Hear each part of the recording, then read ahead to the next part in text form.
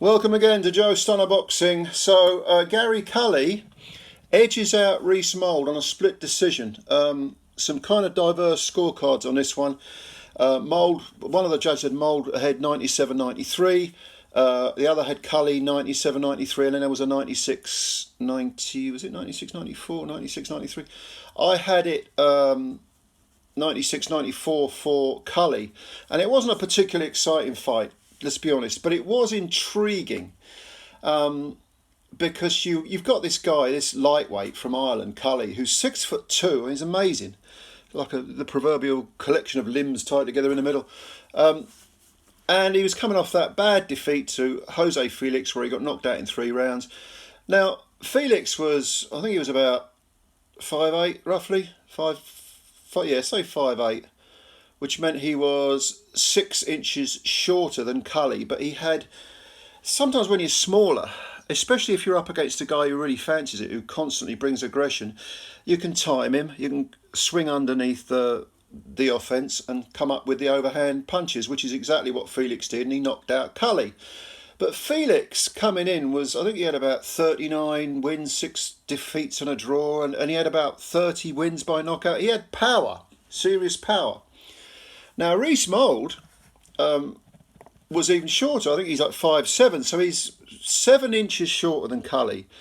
And the thing is, even though he came in with 18 wins, 1 defeat, the defeat was in a British title fight to Lee Wood. He got stopped in 9, no draws. He didn't have any power. He hasn't got a lot of power, Reece Mould. I wouldn't say he's got no power, but he hasn't got a lot of it. I mean, 18 wins, there were 6 by TKO or stoppage. And it was a very cagey, first couple of rounds quite cagey. You could see Mould was trying to put the pressure on, having a look, seeing about the range, how can I get inside? And then by the 3rd round, he was actually beginning to throw a few more shots, which ultimately he needed to do, because Cully was, tall, rangy. He was always going to win from the outside. But of course, it's a 10-round fight, so from early on, if you're taking the guy into deep waters, you've got to make him fight at a pace he doesn't like, use up energy he doesn't want to, and really test himself. And I think I'm right in saying this is the first time Cully went 10 rounds.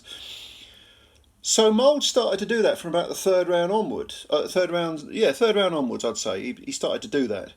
And you could see Cully, he landed a couple of very, very good punches. I mean, one I think was a big overhand right that Mould landed bang on Cully's jaw. And you could see, Cully, there was a little bit of, maybe a few, a little bit of residue from the previous fight in Cully's head. He looked a little bit nervy. He didn't panic.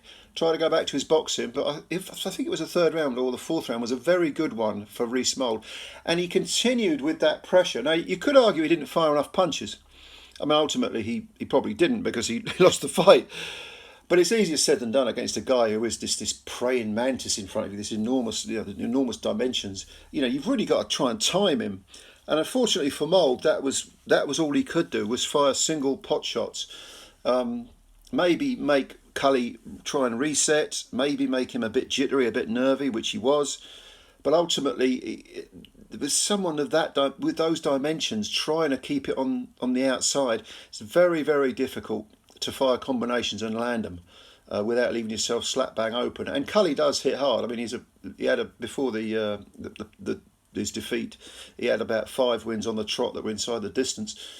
So, yeah, gradually the rounds sort of ticked by, and I just felt Cully sort of pinching most of them. He was clipped, definitely, I repeat, by single punches throughout the fight, and there's no doubt that the mental pressure Reece Mould was putting on was having some effect on Cully. It was making him jittery. But I just feel he kind of outpointed Mould just about. 97-93 for Mould was way too wide for me. Like I said, at 96-94, 97-93 for Cully. Probably if you give him everything, maybe. Would I complain about a draw? Probably not. No, I thought Cully won it. To be honest with you. But it was very interesting because Cully, naturally, his inclination is to come forward and fire punches and put pressure on. And it was a case of, I can't really do that. I can't be cavalier. Look what happened to me last time. And there's no doubt, absolutely no doubt in my mind, that these 2 last performances, and certainly Jose Felix sort of laid out the blueprint for how to beat Gary Cully.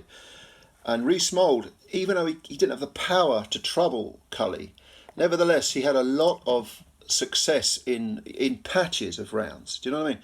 That he kind of, Cully is going to have to go away and recognise that he's just going to have to get the balance right between the cavalier attitude, going forward and putting pressure on, but being smart about it. You know, not being cavalier, being, you know, that sensible, because he's got great skills, you know, that sensible balance between the boxer and the puncher. So it was probably a good learning fight for Cully. You know, he's got that 10-round split decision win. I think it's the first time he went 10.